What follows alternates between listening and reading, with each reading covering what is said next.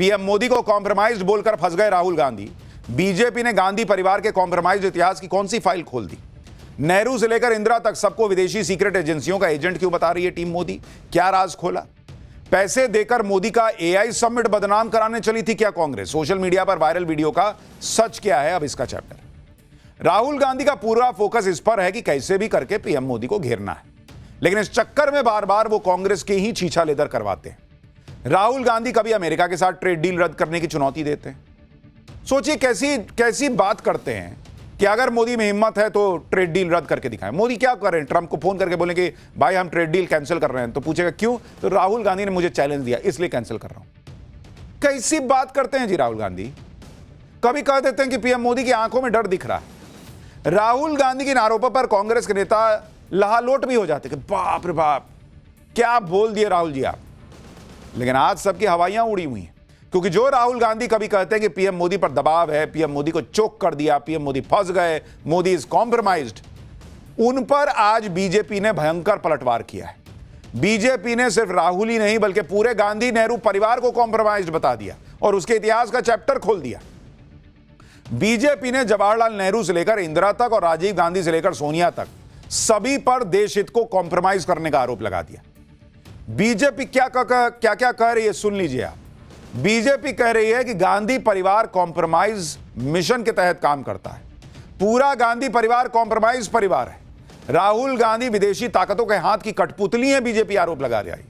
इंदिरा गांधी को चुनाव के लिए सीआईए फंड देती थी, केजीबी सूटकेस भर भर के पैसा पहुंचाती थी, भारत सरकार के मंत्री सीआईए के एजेंट थे। यह बीजेपी आज आरोप लगा रही है। बीजेपी के इस पलटवार से कांग्रेस सख्ते में आ गई। कांग्रेस और राहुल गांधी तो यही सोच रहे थे कि कॉम्प्रोमाइज वाला दाव काम कर रहा है, लेकिन आज लेने के देने पड़ गए। बीजेपी अलग अग्रेसिव मूड में चल रही है। बीजेपी ने जो आरोप लगाए वो किस आधार पर लगाए और नेहरू से लेकर इंदिरा तक के कॉम्प्रोमाइज होने के आरोप का सच क्या है? क्या पैसे देकर मोदी का एआई समिट बदनाम कराने चली थी क्या कांग्रेस? सोशल मीडिया पे जो वीडियो घूम रहे हैं उनका सच क्या है? आज आपको सब बताऊंगा। बीजेपी ने आज एक तरह से कांग्रेस इस कॉम्प्रोमाइज कैंपेन की शुरुआत कर दी। राहुल गांधी और कांग्रेस को उम्मीद नहीं रही होगी कि कॉम्प्रोमाइज वाले आरोपों पर बीजेपी इस लेवल का पलटवार करेगी। कांग्रेस एआई से वीडियो बनाकर पीएम मोदी के खिलाफ नैरेटिव बनाने की कोशिश करती है। आज उसी एआई से बने एक वीडियो को बीजेपी ने शेयर कर दिया और इस वीडियो के जरिए यह दिखाने की कोशिश की गई कि गांधी नेहरू परिवार का हर सदस्य कॉम्प्रोमाइज्ड था। इस एआई वीडियो की बड़ी चर्चा हो रही है। यह एआई की मदद से बना हुआ एक वीडियो है जिसे बीजेपी के नेता संबित पात्रा ने शेयर किया।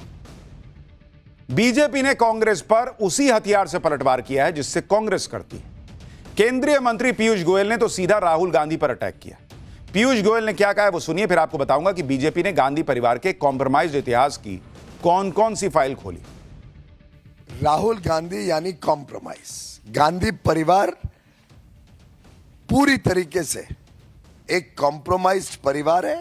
कांग्रेस पार्टी का इतिहास देख लें, वर्तमान देख लें, चाहे उनके भ्रष्टाचार के अलग अलग किस्से हों। राहुल गांधी जी ने एक प्रकार से बड़ी ओछी राजनीति देश और दुनिया के सामने दिखाई है।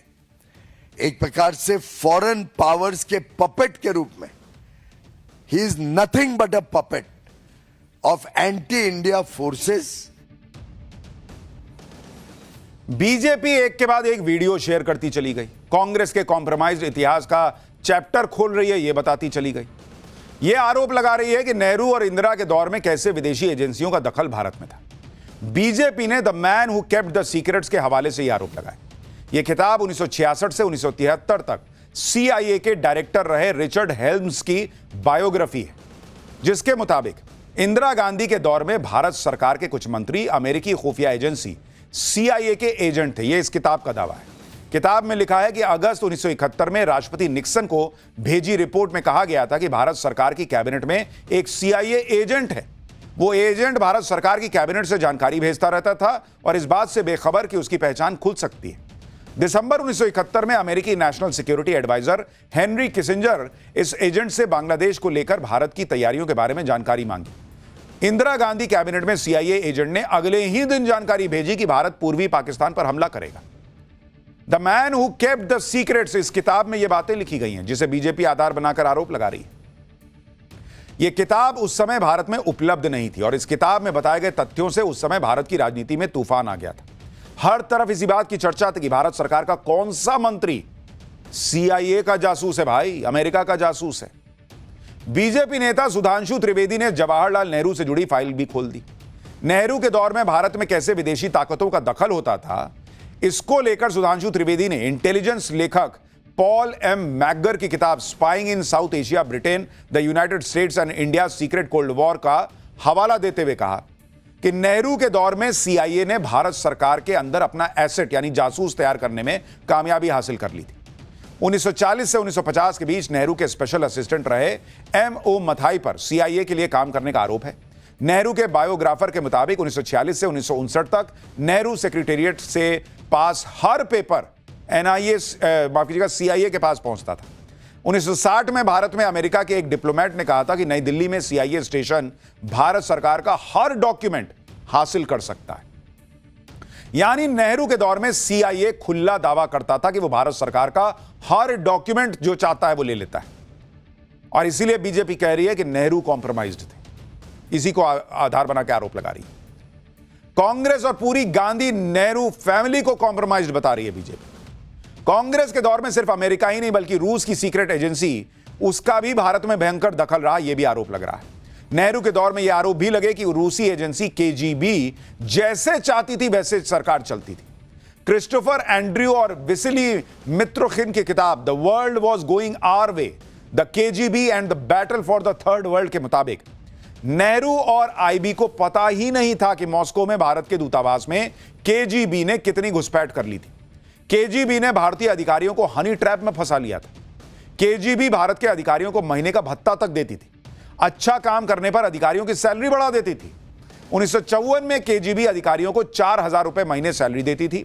नेहरू के सलाहकार और 1957 में रक्षा मंत्री रहे कृष्णा मेनन KGB के बहुत करीबी हो गए थे। कृष्णा मेनन पर KGB का बहुत ज्यादा प्रभाव था। भारत की पॉलिटिक्स में KGB का इतना दखल और प्रभाव होने का आरोप लग रहा था और वो अपने मन मुताबिक फैसले करवा लेती थी, ये तक किताब में आरोप है। The world was going our way किताब के मुताबिक नेहरू के सलाहकार और रक्षा मंत्री रहे कृष्णा मेनन KGB के इन्फ्लुएंस में थे। कृष्णा मेनन ने ही ब्रिटेन के लाइटनिंग जेट की बजाय रूस के MiG-21 जेट खरीदने की डील करवाई थी। KGB ने कांग्रेस के कई नेताओं के कैंपेन को भी फंड किया था, यह भी किताब में आरोप है। KGB के मुताबिक सरकार के एक प्रभावशाली वरिष्ठ मंत्री जिनका कोड नेम ABAD था, वो भी KGB के प्रभाव में थे। 1967 के लोकसभा चुनाव के बाद KGB ने दावा किया कि नई चुनी गई संसद में 30 से 40% सदस्य उनके प्रभाव में थे। उस समय कांग्रेस के कामराज गुट का प्रभाव था, जिसे सिंडिकेट कहते थे। सिंडिकेट ने इशारों में आरोप लगाए थे कि इंदिरा गांधी भारत को सोवियत यूनियन के हाथों बेचना चाहती हैं और इसके लिए अपने principal private secretary PN Haksar को मॉस्को और सोवियत एम्बेसी के बीच लिंक के तौर पर यूज कर रही थी। यह तब आरोप लगा था। किताब के हवाले से यह आरोप लगाया जाता है कि उस समय सूटकेस भर भर के प्रधानमंत्री आवास में पैसे भेजे जाते थे। सिंडिकेट के सदस्य SK पाटिल के मुताबिक इंदिरा गांधी उन सूटकेसों को वापस तक नहीं करती थी। उस समय इंदिरा गांधी का समर्थन करने के लिए एक अखबार को 10 लाख रुपए देने का भी आरोप किताब में।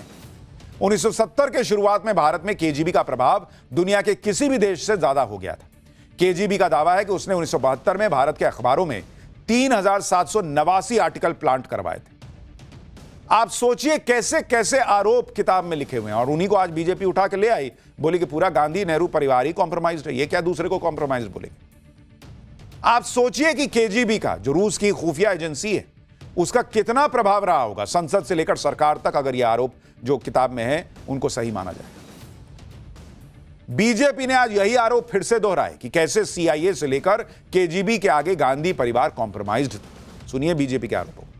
CIA कांग्रेस को बार बार इलेक्शन के लिए फंड्स प्रोवाइड करती थी, पैसे दिया करती थी। सूटकेस भर भर के KGB पैसा दिया करती थी कॉम्प्रोमाइज्ड इंदिरा गांधी जी को, और ये पैसा सीधा KGB का उस समय की प्रधानमंत्री इंदिरा गांधी जी के घर तक जाता था। जवाहरलाल नेहरू जी ने किस प्रकार से बार बार देश के हितों के साथ कॉम्प्रोमाइज किया।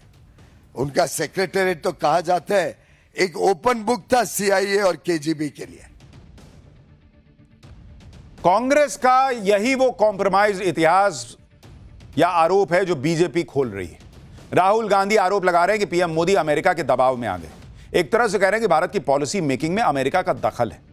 जब कांग्रेस का जमाना था तब भारत में अमेरिका किस तरह से दखल देता था, उसके जो आरोप है उसके बारे में और सुनिए। इंटेलिजेंस लेखक पॉल एम मैगर ने अपनी किताब spying in south Asia, Britain, the United states and India secret cold war में इसके बारे में डिटेल में लिखा है और आरोप लगाए।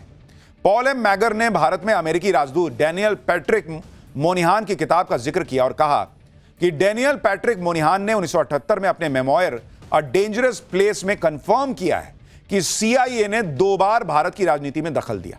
इस किताब में दावा है कि और आरोप लगाए गए हैं कि दोनों ही बार CIA ने सत्ताधारी पार्टी कांग्रेस को पैसे दिए जिससे वो केरल और पश्चिम बंगाल में वामपंथी सरकारों को हरा सके। राजदूत डैनियल पैट्रिक एक घटना का जिक्र करते हुए गंभीर आरोप लगाते थे कि एक बार तो CIA ने कांग्रेस अध्यक्ष होने के नाते सीधे इंदिरा गांधी को पैसे दे दिए थे। यह तक आरोप है किताब में। बीजेपी तो यह भी आरोप लगा रही है कि नेहरू और इंदिरा के दौर में भी कांग्रेस कॉम्प्रोमाइज थी और आज राहुल गांधी के दौर में भी कॉम्प्रोमाइज्ड है। दिल्ली में हुए AI समिट में जिस तरह से यूथ कांग्रेस ने कपड़े उतार के प्रोटेस्ट किए, उस पर बीजेपी हमलावर है। अब तो यूथ कांग्रेस के प्रोटेस्ट के पीछे कांग्रेस की साजिश के आरोप भी लग रहे हैं। सोशल मीडिया पर कुछ इन्फ्लुएंसर्स इसको लेकर अपने अपने दावे कर रहे हैं। ये इन्फ्लुएंसर्स दावा कर रहे हैं कि कांग्रेस की PR टीम ने उनसे संपर्क किया और AI समिट की बुराई करते हुए वीडियो बनाने के लिए कहा। इन्फ्लुएंसर्स का दावा है कि कांग्रेस PR टीम की तरफ से 25,000 रुपए वीडियो बनाने पर देने की पेशकश की गई। इन इन्फ्लुएंसर्स का दावा है कि कांग्रेस पैसे देकर AI समिट की बुराई करवाना चाहती थी। यानी ये इन्फ्लुएंसर्स वीडियो बनाकर आरोप लगा रहे हैं कि उन्हें AI समिट जो हो रहा था उसको बदनाम करने के लिए पैसे ऑफर किए गए वीडियो बनाने के लिए, और वो आरोप लगा रहे हैं कि ये कांग्रेस की जो PR एजेंसी होगी उसने किया है। ये उनका आरोप है। सोशल मीडिया इन्फ्लुएंसर्स के दावों की भयंकर चर्चा हो रही है। हम दावों की पुष्टि नहीं कर सकते, इसकी जांच होनी चाहिए। कांग्रेस इस पर कुछ बोली नहीं, लेकिन बीजेपी ने फिर से कांग्रेस के खिलाफ हल्ला बोल दिया। बीजेपी ने कहा कि इससे साबित होता है कि कांग्रेस और राहुल गांधी का रिमोट कंट्रोल विदेशी एजेंट्स और जॉर्ज सोरोस जैसे लोगों के पास है, तभी उनको भारत की तरक्की और तारीफ पसंद नहीं आती। पे जो तथ्य सामने आ रहे हैं उससे साबित हो रहा है कि क्या कांग्रेस पार्टी ने सोशल मीडिया इन्फ्लुएंसर्स को पैसे दिए और जानबूझकर सुनियोजित तरीके से AI समिट के खिलाफ पेड गलत ट्वीट्स किए, और साथ में कांग्रेस पार्टी अगर AI समिट के खिलाफ पेड ट्वीट्स करवा रही थी तो इससे साबित हो गया कि कांग्रेस पार्टी का रिमोट कंट्रोल ऐसी ताकतों के हाथ में है जो देश से नफरत करते हैं। वापस से साबित हो चुका है कि राहुल गांधी का रिमोट कंट्रोल जॉर्ज सोरोस और फॉरेन एजेंटों के अंदर है। यानी बीते कुछ दिन से कांग्रेस पार्टी आरोप पे आरोप लगाई जा रही थी। अब बीजेपी ने पलटवार करते हुए आरोपों की का पूरा पहाड़ खड़ा कर दिया है।